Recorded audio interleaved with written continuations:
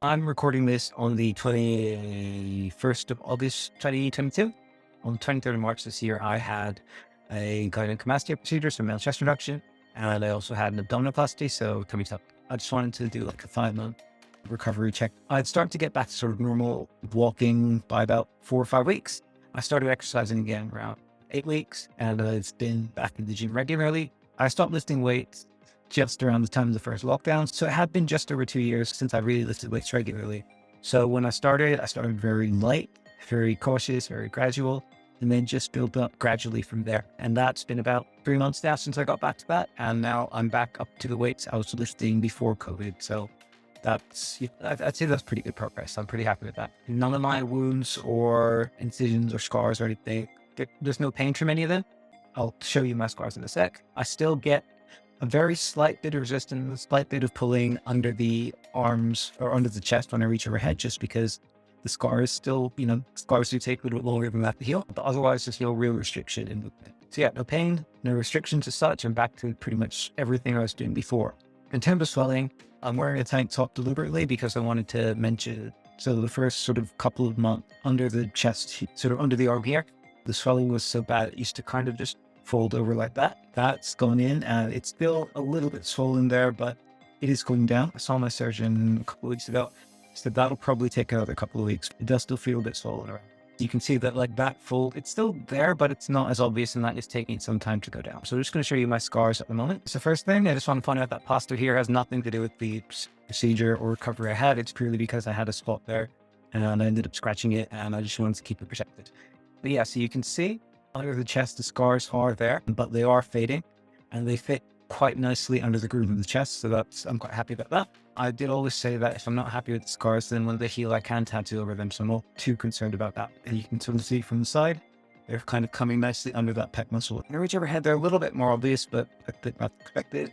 They're healing well. Around here, they're getting very smooth. Under the chest is a little bit lumpy. I do still need to massage it daily. And that's something I'm trying to do. I do forget sometimes, but that is something I'm trying to do. Abdomen, around the waistline, I'm not going to pull my short down too much. Around the waistline, you can see the incision here, but that, again, it's fading quite well and it's healing quite nicely. So I'm happy with that. And that's already, it's smoothed out quite a bit. So it's just a case of letting it heal and letting it fade. Center of the abdomen, below the belly button, that's healed so well and it's completely flat. You can see it, of course, but it's fading very quickly.